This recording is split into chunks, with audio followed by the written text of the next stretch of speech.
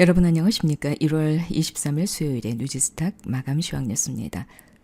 간밤에 미중 무역 협상 우려가 재부각됐다. 이런 보도 때문에 글로벌 증시가 하락으로 방향을 틀었다가 소문에 불과했다는 소식이 전해지자 우리 국내 증시 등 소폭 상승하면서 마감했습니다. 코스피 지수가 10.01포인트 오른 2127.78, 코스닥 지수는 1.08포인트 오른 695.63, 원달러 환율은 4.7원 내린 1127.3원, 유가는 배럴당 1.03달러 내린 53.01달러입니다. 코스피 시장에서는 외국인이 1,741억 원, 개인이 2,733억 원어치를 순매도했고 기관은 4,452억 원어치 순매수했습니다.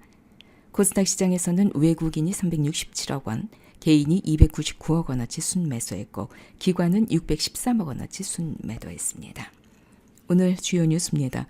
미국이 사상 최장기간 연방정부 부분 폐쇄를 겪으면서 수백만 명의 미국인들이 경기 침체에 무방비하다는 사실을 알게 됐다고 마켓워치가 오늘 보도했습니다. 셧다운이 시작된 지 한 달도 채 되지 않았는데 모기지를 감당하지 못한다거나 무료 급식소를 방문하는 등의 현상이 나타나기 시작했다면서 이는 약 80%에 달하는 미국인들이 저축을 얼마 하지 않았기 때문이라고 설명했습니다.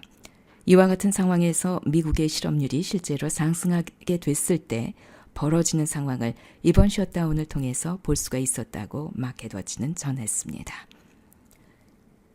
최근 네트워크 슬라이싱을 통한 패스트레인, 이른바 5G 급행차선을 허용하자는 논의가 정부와 국회를 중심으로 본격화되고 있습니다.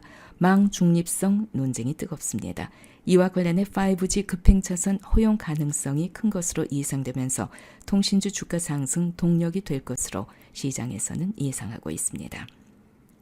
미국의 IT 매체 테크크런치 등 외신이 웨이모가 미국 미시건주에 자율주행차 생산 공장 설립 허가를 받았는데 이 공장은 자율주행 기술 4단계 자동차를 대량 생산하는 세계 첫 공장이 될 것이라고 보도했습니다. 정부 기관장들이 연초에 바이오 산업 현장을 누비면서 현장의 애로사항을 듣고 있습니다.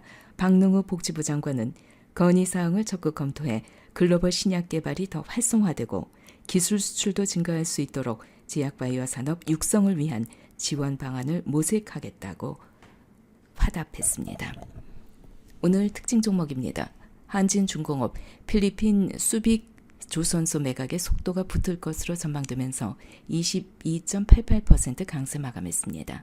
포스코 엠텍, 북한이 절실하게 필요로 하는 전기 공급, 인프라 구축 등에 있어서 민간 부분의 역할이 있을 것이라는 미국 폼페이오 장관의 발언에 15.73% 강세 마감했습니다.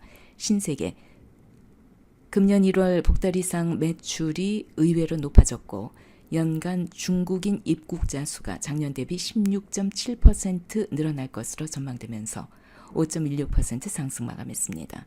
태영건설, 수도권 주택 공급 확대 정책에 수혜 줍니다. 또 남북 경협 기대와 자회사 SBS 홀딩스가 올해는 흑자로 돌아설 것으로 예상되면서 16.44% 상승 마감했습니다.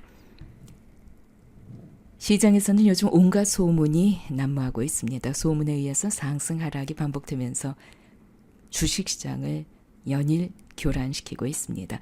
이런 현상은 일부 세력들의 비정상적인 매수 매도를 부추기면서 주식시장의 정상적인 기능이 점차 사라지게 만들고 있습니다.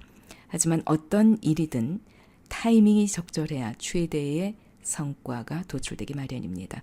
미국과 중국의 무역 협상, 또 셧다운, 브렉시트, 우리 정부의 경기 부양 정책 등 그동안 시장의 하락을 부추겼던 모든 악재들이 이제는 성과를 끌어낼 적절한 타이밍을 찾기 시작한 것이 아닌가 하는 생각이 듭니다. 오늘도 이런 분석이 나왔습니다. 중국보다 무역 합의를 절실하게 바라는 쪽은 미국이다. 물론 중국도 합의를 볼 준비가 돼 있지만 2020년 대선을 앞두고 트럼프 행정부가 무역전쟁에서 관세를 실제로 지불하는 쪽이 미국의 유권자와 기업이라는 생각이 뿌리를 내리는 것을 원하지 않을 것이다.